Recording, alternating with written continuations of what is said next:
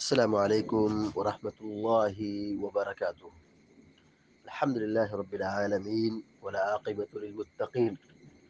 والصلاة والسلام على أشرف الأنبياء والمرسلين نبينا محمد وعلى آله وصحبه أجمعين ومن تبعهم بإحسان إلى يوم الدين. أما بعد، فعن أبي سعيد الخدري رضي الله تعالى عنه قال: قال رسول الله صلى الله عليه وسلم: إذا سمعتم النداء فقولوا مثل ما يقول المؤذن. متفق عليه. وللبخاري عن معاوية رضي الله تعالى عنه مثله. ولمسلم عن عمر رضي الله تعالى عنه في فضل القول كما يقول المؤذن كلمة كلمة سوى الحي علتين فيقول لا حول ولا قوة إلا بالله. بلوغ المرام من أدلة الأحکام کی حدیث نمبر 153 ابھی آپ کے سامنے پڑھی گئی ہے۔ حدیث کے راوی ابو سعید خدری رضی اللہ تعالی عنہ ہے، مشہور صحابی ہیں۔ قال قال رسول اللہ صلی اللہ علیہ وسلم، وہ بیان کرتے ہیں کہ اللہ کے رسول صلی اللہ علیہ وسلم نے فرمایا: اذا سمعتم النداء، اذا سمعتم النداء، اذا مانے جب، اذا مانے جب، سمعتم تم سنو، سمعتم تم سنو، سمع یسمع مانے سننا، اذا سمعتم جب تم سنو، سمعتم تم سنو، النداء ندا کے معنی ہوتا ہے آواز، ندا کے معنی آواز ہوتا ہے، لیکن یہاں ندا کا معنی ایک خاص آواز ہے، یعنی اذان۔ ندا سے مراد یہاں پہ کیا ہے؟ اذان، یعنی اذان کی آواز۔ تو ندا مانے آواز، لیکن یہاں ندا کا معنی کیا ہے؟ اذان کی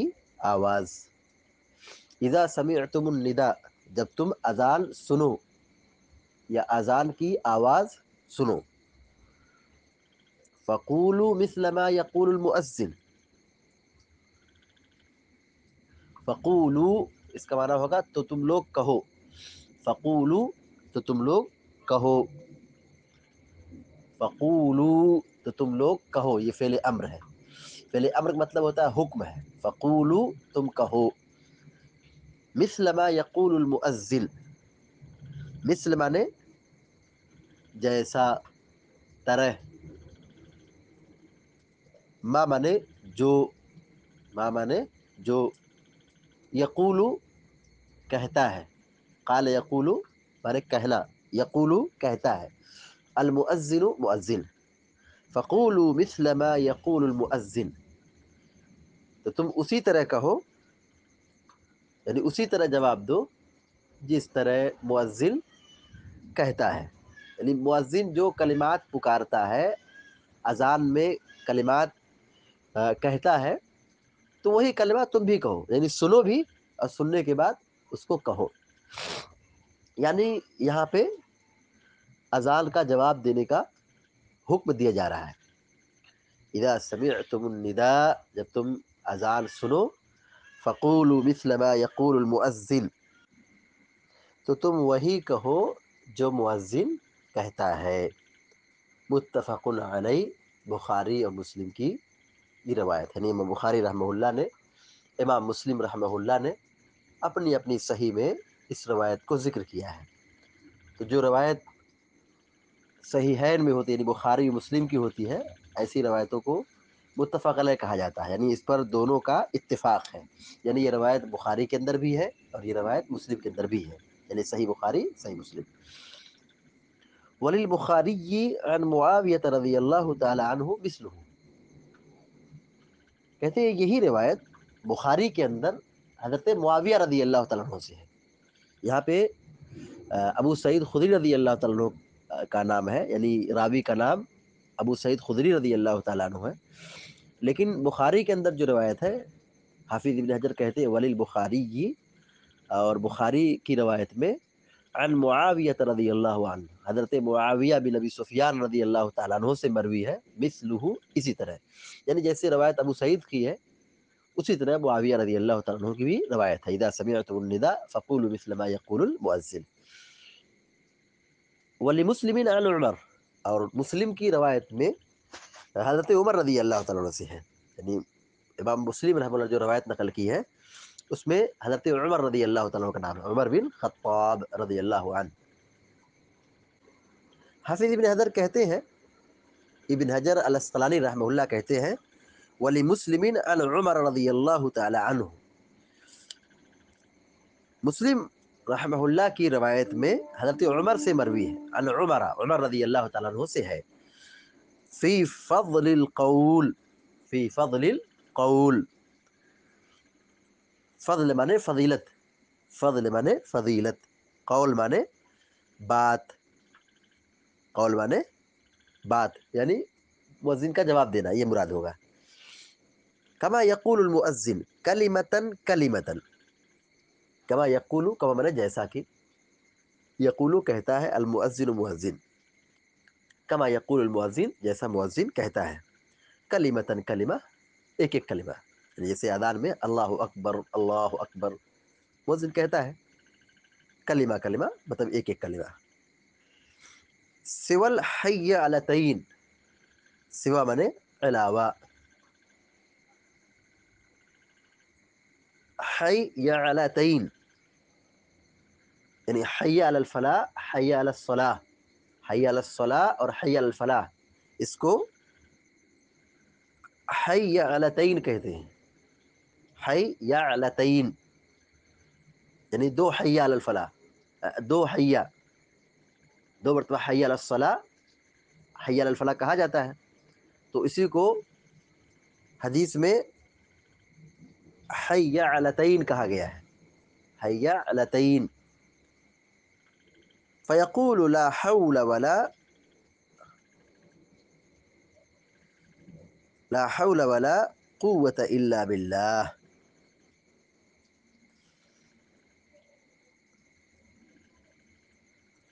لا حول، حول مانے حرکت، لا مانے نہیں، حول مانے حرکت، ولا قوة، قوة مانے طاقت، الا باللہ، الا مانے مگر، الا مانے مگر. ولمسلم عن عمر رضی اللہ تعالی عنہ فی فضل القول كما يقول المؤذن كلمة كلمة سوى الحي علتين. حضرت عمر رضی اللہ تعالیٰ عنہ کی جو روایت مسلم کے اندر ہے، کہتے ہیں فی فضل القول، قول کی فضیلت میں، یعنی کلمات کے جواب دینے کی فضیلت میں، یعنی جو روایت ہے اس کا عنوان، مرکزی عنوان کیا ہے، جو روایت ہے وہ کس باب میں ہے، اذان کے جواب دینے کی فضیلت میں، مؤذن کے جواب دینے کی فضیلت میں. فی فضل القول کما یقول المؤذن، مؤذن کے جواب دینے کی فضیلت میں، کلمتن کلمہ ایک ایک کلمہ، یعنی اذان کے جو ایک ایک کلمات ہیں، جیسے اللہ اکبر اللہ اکبر، اشہد ان لا الہ الا اللہ، اشہد ان لا الہ الا اللہ، اشہد ان محمد رسول اللہ، اشہد ان محمد رسول اللہ، یہ سب ایک ایک کلمات ہیں.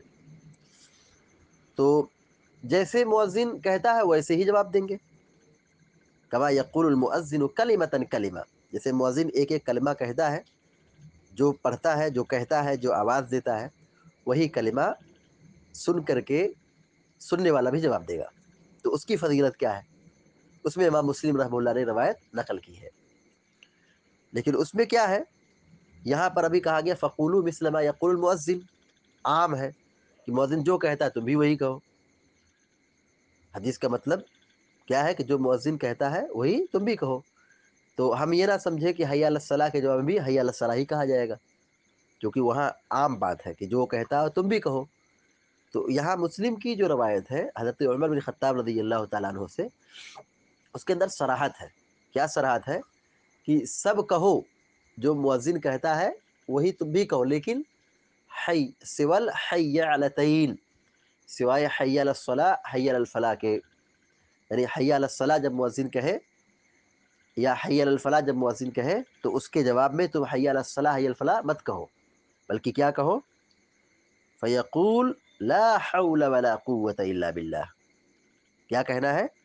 تو وہ کہے گا یعنی جواب دے گا لا حول ولا قوة الا باللہ، لا حول ولا قوة الا باللہ، حی علی الصلاح 2 مرتبہ کہتے ہیں تو اس کے جواب میں حی علی الصلاح کے جواب میں لا حول ولا قوة الا باللہ کہا جائے گا، اور 2 مرتبہ حی علی الفلاح کہتے ہیں تو دونوں مرتبہ کہنے پر حی علی الفلاح کے جواب میں لا حول ولا قوة الا باللہ کہا جائے گا۔ یہی سنت ہے، یعنی 2 روایتیں یہاں پہ ہو گئی، ایک روایت ابو سعید خدری کی اور معاویہ کی ہے رضی اللہ عنہ، اس میں کہا گیا جو مؤذن کہتا ہے تم بھی وہی کہو، یہ عام ہے، جو کہتا ہے تم بھی وہی کہو، لیکن حضرت عمر رضی اللہ تعالیٰ عنہ کی جو روایت ہے اس کے اندر کیا ہے، مؤذن جو کہتا ہے تم بھی وہی کہو، لیکن حی علی الصلاح حی علی الفلاح کے جواب میں وہی مت دہراؤ جو مؤذن کہتا ہے، وہی جواب مت دو جو مؤذن کہتا ہے، بلکہ اس کی جگہ کیا کہنا ہے، حی علی الصلاح حی علی الفلاح کی جگہ پر لا حول ولا قوة الا باللہ، یعنی ایک مرتبہ حی علی الصلاح کہیں گے تو اس کے جواب میں لا حول ولا قوة الا باللہ، پھر دوبارہ کہیں گے حی علی الصلاح، مؤذن کہے گا تو ہم کہیں گے لا حول ولا قوة الا باللہ، مؤذن کہے گا حی علی الفلاح تو ہم اس کے جواب میں کہیں گے لا حول ولا قوة الا باللہ، پھر کہے گا حی علی الفلاح، پھر ہم اس کے جواب میں کہیں گے لا حول ولا قوة الا باللہ، یعنی 4 مرتبہ وہ کہے گا حی علی الصلاح حی علی الصلاح حی علی الفلاح حی علی الفلاح، 2 مرتبہ حی علی الصلاح اور 2 مرتبہ حی علی الفلاح، یہ 4 کلمہ ہو گیا، تو ہم بھی 4 مرتبہ کہیں گے لا حول ولا قوة الا باللہ، لا حول ولا قوة الا باللہ، یعنی حی علی الصلاح اور حی علی الفلاح کے جواب میں ہم کو لا حول ولا قوة الا باللہ کہنا ہے۔ دیکھیے جو مسلم کے اندر روایت ہے حضرت عمر بن خطاب رضی اللہ تعالی عنہ کی، پوری روایت دیکھتے ہیں صحیح مسلم کی، اذا قال المؤذن، اللہ کے نبی علیہ الصلوۃ والسلام نے فرمایا، قال رسول اللہ صلی اللہ علیہ وسلم، اللہ کے رسول نے فرمایا صلی اللہ علیہ وسلم، اذا قال المؤذن، جب مؤذن کہتا ہے اللہ اکبر اللہ اکبر، فقال احدکم اللہ اکبر اللہ اکبر، یعنی جب مؤذن نے کہا اللہ اکبر اللہ اکبر تو جواب میں کیا کہنا ہے، اللہ اکبر اللہ اکبر کہنا ہے، یعنی جیسے کہا کہ ایک ایک کلمہ کہہ کے بتایا گیا ہے کہ مؤذن کیا کہے گا تو اس کا جواب کیا دیں گے، تو یہاں حدیث میں پورا ایک ایک کلمہ ذکر کیا گیا ہے، تو اللہ اکبر کے جواب میں ہم کو بھی اللہ اکبر کہنا ہے۔ ثم قال اشهد ان لا الہ الا اللہ، قال اشهد ان لا الہ الا اللہ، تو مؤذن کہے گا اشهد ان لا الہ الا اللہ تو ہم بھی کہیں گے جواب میں اشهد ان لا الہ الا اللہ۔ ثم قال اشهد ان محمد رسول اللہ، پھر مؤذن کہے گا اشهد ان محمد رسول اللہ، قال اشهد ان محمد رسول اللہ، تو مؤذن کے جواب میں کہیں گے اشهد ان محمد رسول اللہ۔ ثم قال حی علی الصلاۃ، ثم قال حی علی الصلاۃ، مؤذن کہے گا اس کے بعد حی علی الصلاۃ، قال لا حول ولا قوة الا باللہ، تو جواب میں کیا کہنا ہے، لا حول ولا قوة الا باللہ کہنا ہے۔ ثم قال حی علی الفلاح، پھر مؤذن کہے گا حی علی الفلاح تو اس کے جواب میں کہیں گے لا حول ولا قوة الا باللہ۔ ثم قال اللہ اکبر اللہ اکبر، پھر مؤذن کہے گا اللہ اکبر اللہ اکبر، قال اللہ اکبر اللہ اکبر، تو اس کے جواب میں یہی کلمہ کہا جائے گا اللہ اکبر اللہ اکبر۔ ثم قال لا الہ الا اللہ، قال لا الہ الا اللہ، تو مؤذن کہے گا لا الہ الا اللہ آخر میں ایک مرتبہ، تو ہم بھی اس کے جواب میں کہیں گے لا الہ الا اللہ۔ کیا فضیلت بیان کی، فی فضل القول کما یقول المؤذن، یعنی مؤذن جو کہتا ہے اس کا جواب دیں گے تو اس کی فضیلت کیا ہے۔ حافظ ابن حجر عسقلانی رحمۃ اللہ علیہ نے یہی اشارہ کیا تھا کہ فی فضل القول کما یقول المؤذن کلمۃ کلمہ، یعنی ایک ایک کلمہ کا جواب، یعنی جیسے مؤذن کہتا ہے وہی جواب ہم دیں گے، سوال حی علی الفلاح حی علی حی علی سوال حی علتین، سوائے حی علی الصلاح حی علی الفلاح کے،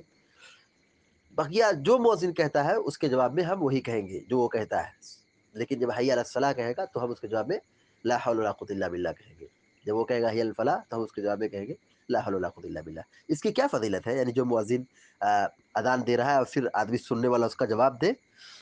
کہتے ہیں من قلبہ دخل الجنہ، قال لا الہ الا اللہ من قلبہ دخل الجنہ،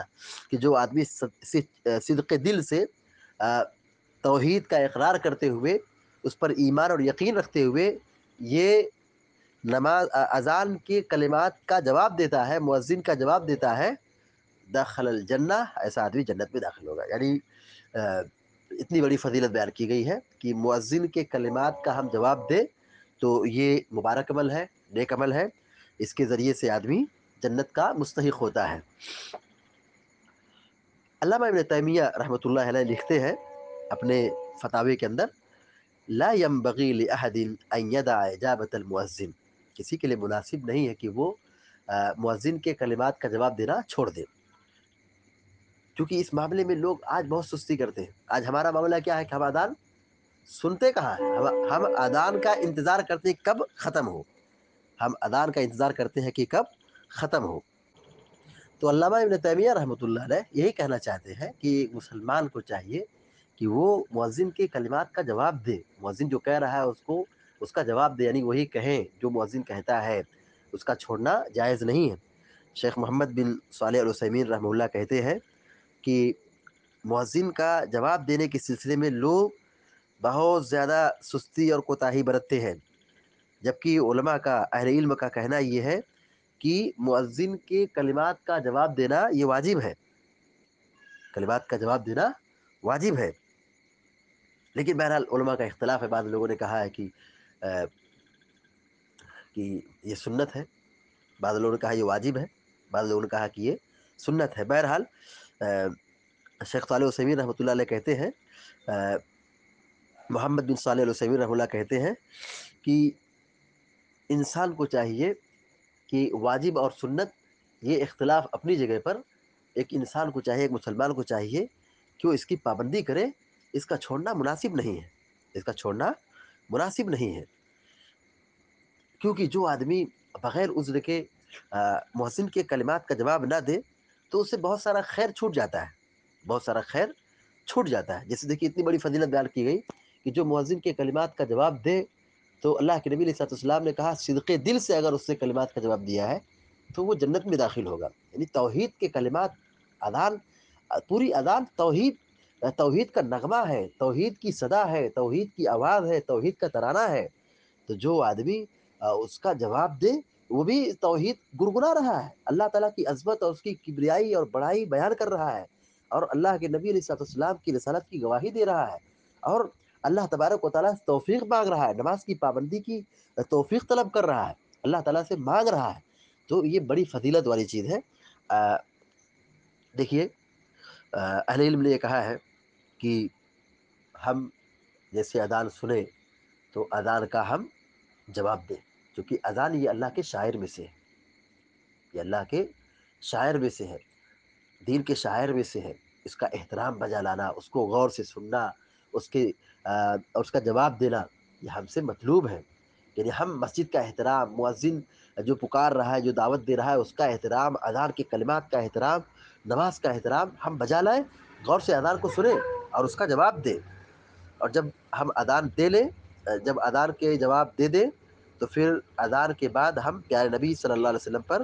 درود بھیجیں. پھر درود کے بعد ہم اذان کے بعد کی دعا پڑھیں. پھر اس کے بعد ہم اپنے لیے دعا کریں، کیونکہ اذان اور اقامت کے درمیان جو دعا کی جاتی ہے دعا قبول ہوتی ہے. لا يرد الدعاء بین الاذان والاقامہ، اذان اور اقامت کے درمیان جو دعا کی جائے دعا قبول ہوتی ہے، قبولیت کی گھڑی ہے. تو مسلمانوں کو کیا چاہیے کہ وہ اذان سنیں، اذان کا جواب دے، اذان کے بعد نبی علیہ الصلوۃ والسلام پر درود بھیجے، درود کے بعد اذان کے بعد کی دعا پڑھیں، اللہم رب هذه الدعوة التامة، یہ مکمل دعا ہے. اور اس کے بعد اپنے لیے دعا کریں، کیونکہ اذان اور اقامت کے درمیان کی جانے والی دعا قبول ہوتی ہے. اذان کے جواب دینے کے سلسلے میں کچھ مسائل ہیں، جیسے ایک آدمی قرآن پڑھ رہا ہے، اب اذان ہو رہی ہے تو کیا کرنا چاہیے؟ تلاوت کرنا چاہیے، جواب دینا چاہیے؟ جی ہاں، اس کو تلاوت چھوڑ کر کے اذان کے کلمات کا جواب دینا چاہیے، کیونکہ تلاوت تو کبھی بھی کر سکتا ہے، لیکن اذان کے کلمات کا جو جواب ہے، اذان کا جو جواب ہے، مؤذن کے کلمات کا جواب ہے، وہ تو کچھ مخصوص وقت میں ہے، اذان ہو جائے گی تو بعد میں تھوڑی دے سکتے ہیں. تو تلاوت بند کر دینا چاہیے اور اس کا جواب دینا چاہیے. اسی طریقے سے ایک مسئلہ یہ ہے کہ اگر جمعہ کے دن ہے مثال کے طور پر، اور خطیب ممبر پر ہے اور اذان ہو رہی ہے اور ہم مسجد میں پہنچے لیٹ ہو گئے، تو بہت سارے لوگ کیا کرتے ہیں اذان کا انتظار کرتے ہیں، بہت سارے لوگ کیا کرتے ہیں اذان کا انتظار کرتے ہیں، لیکن جمعہ کے دن اہل علم کا کہنا یہ ہے کہ جیسے ہم مسجد میں پہنچے نماز پڑھنا شروع کر دیں، 2 رکعت جو ہم کو پڑھنا ہے تحیۃ المسجد پڑھنا شروع کر دیں، گرچہ اذان ہو رہی، لیکن بقیہ دوسری نماز کے لیے ہم تحیۃ المسجد نہ پڑھیں، پہلے انتظار کریں اذان ہو جائے، اذان کے جواب دے لیں اور دعا پڑھ لیں، پھر اس کے بعد تحیۃ المسجد پڑھیں اور جو سنت ہے اس سنت کو ادا کریں۔ لیکن جمعہ کے دن خاص طور سے چونکہ خطبہ اہم ہوتا ہے، خطبہ سننا ہوتا ہے، تو ہم اذان کے وقت نماز پڑھ سکتے ہیں، اذان کے وقت نماز پڑھ سکتے ہیں، لیکن دوسری نمازوں کے وقت میں اگر اذان ہو رہی ہے تو ہمیں نماز میں داخل نہیں ہونا چاہیے، بلکہ اذان کا انتظار کرنا چاہیے، پھر اذان کے بعد دعا پڑھ کر کے نماز میں داخل ہونا چاہیے، نماز پڑھنا چاہیے۔ ایک مسئلہ ہے اقامت کا جواب دینا، اذان کا جواب تو ہم دیتے ہیں، بعض لوگ اقامت کا بھی جواب دیتے ہیں، اس میں اہل علم کا اختلاف ہے۔ بعض علماء نے کہا کہ یہ اذان پر قیاس کرتے ہوئے ندا چونکہ اذان کی بھی ہوتی ہے اور ندا اقامت کی بھی ہوتی ہے، تو جس نے آواز کو معیار بنایا ہے، اذا سمعتم النداء، جب تم سنو تو مؤذن اذان بھی دیتا ہے اقامت بھی کہتا ہے، یا کوئی دوسرا کہتا ہے تو بھی اقامت بھی اذان ہی ہے، وہ بھی اذان ہی کی طرح ہے، تو بعض علماء نے کہا کہ اقامت کا بھی جواب دیا جائے گا، لیکن درست اور بہتر بات یہ ہے کہ اس کا ذکر احادیث میں نہیں ملتا ہے، لہذا اقامت کا جواب نہ دے تو بہتر ہے، لیکن اگر کوئی دیتا ہے تو دے سکتا ہے، کیونکہ علماء نے ایسا فتویٰ دیا ہے۔ اسی طرح ایک مسئلہ اذان کے جواب دینے کے سلسلے میں ہے کہ مؤذن جو کہتا ہے اس کے جواب میں وہی کہیں گے، جو پکارتا ہے اس کے جواب میں وہی کہیں گے، لیکن حی علی الصلاح حی علی الفلاح کی جگہ پہ لا حول ولا قوت الا باللہ پڑھیں گے، لا حول ولا قوت الا باللہ پڑھیں گے۔ البتہ فجر کی اذان میں جب مؤذن کہتا ہے الصلاۃ خیر من النوم، تو اس کے جواب میں بھی یہی کہیں گے الصلاۃ خیر من النوم، اس کے جواب میں الصلاۃ خیر من النوم یہی کہیں گے۔ البتہ اس کے علاوہ جو نماز پڑھ رہا ہے اور اذان ہو رہی ہے، یعنی آدمی نماز پڑھ رہا ہے اور اذان ہو گئی، اذان کا وقت ہو گیا، اور اسی طرح کوئی آدمی بیت الخلاء میں ہے، پیشاب پاخانہ کر رہا ہے، تو اس دوران وہ اذان کا جواب نہیں دے گا، اس دوران وہ اذان کا جواب نہیں دے گا، کیونکہ وہ بیت الخلاء میں ہے، پیشاب پاخانہ کر رہا ہے، اور ایک وہ شخص جو نماز پڑھ رہا ہے وہ خود ہی ایک ذکر میں ہے، ایک دعا میں ہے، تو وہ نماز کے اندر اذان کا جواب نہیں دینا ہے۔ ہم نماز پڑھ رہے ہیں تو نماز کے اعمال اور اس کے ارکان کو ادا کرنا ہے اور آگے بڑھنا ہے، اذان کا جواب نماز کے اندر نہیں دیا جائے گا۔ تو یہ کچھ مسائل تھے جو اذان کے جواب دینے کے سلسلے میں ہے۔ خلاصہ کلام یہ ہے کہ ہمیں اذان بغور سننا چاہیے اور اذان کا جواب دینا چاہیے، اور اس کی بڑی اہمیت ہے، کیونکہ ہم اس میں توحید کا ترانہ سنتے ہیں، اللہ تعالیٰ کی عظمت اور اس کی کبریائی و بڑائی کی آواز سنتے ہیں، تو ہمیں ہمارے دل میں اذان کا احترام ہونا چاہیے، یہ نہ ہو کہ اذان ہو رہی ہو ہم بیٹھ کر کے گپ شپ مار رہے ہوں، ہم کھیل کود میں لگے ہوں، یا ہم بے حیائی کے مناظر دیکھ رہے ہوں یا معصیت کر رہے ہوں، یہ بری بات ہے۔ اذان کا احترام ہونا چاہیے، اذان ہو تو ہماری ذمہ داری ہے کہ ہم اذان سنتے ہی مسجد کی طرف قدم بڑھائیں اور نماز کی باجماعت پابندی کریں، کیونکہ اذان ہو رہی ہے گویا کہ ہم کو بلایا جا رہا ہے، گویا کہ ہم کو دعوت دی جا رہی، اور ہم کو دعوت دی جا رہی، بلایا جا رہا ہے، اور ہم بیٹھے ہوئے انتظار کر رہے ہیں اور ہماری جماعت چھوٹ جائے، یہ بہت افسوس کی بات ہے۔ اذان ہو رہی، ہم کو بلایا جا رہا ہے کہ اب کام چھوڑ کر کے، نیند چھوڑ کر کے، سارا کام چھوڑ کر کے مسجد میں آؤ، نماز پڑھنے کے لیے آؤ، تو ہم بیٹھے رہے آرام کریں، یہ بہت ہی بے شرمی کی بات ہے، بہت بڑا ظلم ہے یہ کہ ہم نے اذان سن لیا اور مسجد میں نہیں آئے، تو یہ ہم نے بہت بڑا گناہ کا کام کیا ہے۔ تو اذان ہوتے ہی ہم سارا اپنا کام بند کر دیں اور مسجد کی طرف رخ کریں اور با جماعت نماز کی پابندی کریں، کیونکہ دیکھیے خشوع و خضوع سے جو نماز ہم پڑھتے ہیں یا پڑھنے کا حکم دیا گیا ہے، تو یہ خشوع و خضوع پیدا کیسے ہوگا؟ ظاہر ہے جب ہم اذان نہیں سنیں گے، اذان کا جواب نہیں دیں گے، مسجد میں پہلے نہیں پہنچیں گے، ہم یہاں بیٹھ کے گپ شپ کریں گے، اور جب جماعت کھڑی ہوگی یا 1 2 رکعت چلی جائے گی پھر ہم مسجد میں جائیں گے، تو ہمارے دل میں کیا نماز کا احترام ہوگا؟ ہمارے دل میں نماز کا کیا احترام ہوگا؟ نماز کا احترام کب ہوگا؟ جب ہم اذان کا احترام کریں گے، وضو کی حفاظت کریں گے، مسجد میں وقت پر پہنچیں گے، یعنی جماعت سے پہلے پہنچیں گے، اذان ہوتے ہی پہنچ جائیں گے، تو جب ہمارے دل میں ایک شوق ہوگا، اذان کا احترام ہوگا، ہاں اللہ کی عظمت ہمارے دلوں میں بیٹھے گی، اللہ کی محبت ہمارے دلوں میں بیٹھے گی، مسجد کا احترام ہمارے دلوں میں بیٹھے گا، تو ہم جلد مسجد میں جائیں گے اور ہم بہت ہی اطمینان اور خشوع و خضوع کے ساتھ نماز پڑھیں گے۔ ایک وہ شخص جو بالکل اخیر میں آئے، ایک رکعت دو رکعت چھوٹ جائے پھر وہ مسجد میں آئے، تو وہ خشوع و خضوع نہیں پیدا ہو سکتا ہے۔ تو ہماری ذمہ داری یہ ہے کہ ہم اذان سنیں اور اذان کا جواب دیں اور مسجد جلد پہنچنے کی کوشش کریں۔ اللہ تعالیٰ سے دعا ہے کہ اللہ تعالیٰ ہم سب کو سنت مصطفیٰ پر عمل پیرا ہونے کی توفیق عطا فرمائے اور ہر قسم کے شر اور فساد سے ہم سب کی حفاظت فرمائے، آمین یا رب العالمین۔ اقول قولی هذا واستغفر الله لي ولكم ولسائر المسلمين واستغفروه انه الغفور الرحيم، وصلى الله على نبينا محمد وعلى اله وصحبه اجمعين، السلام عليكم ورحمه الله وبركاته۔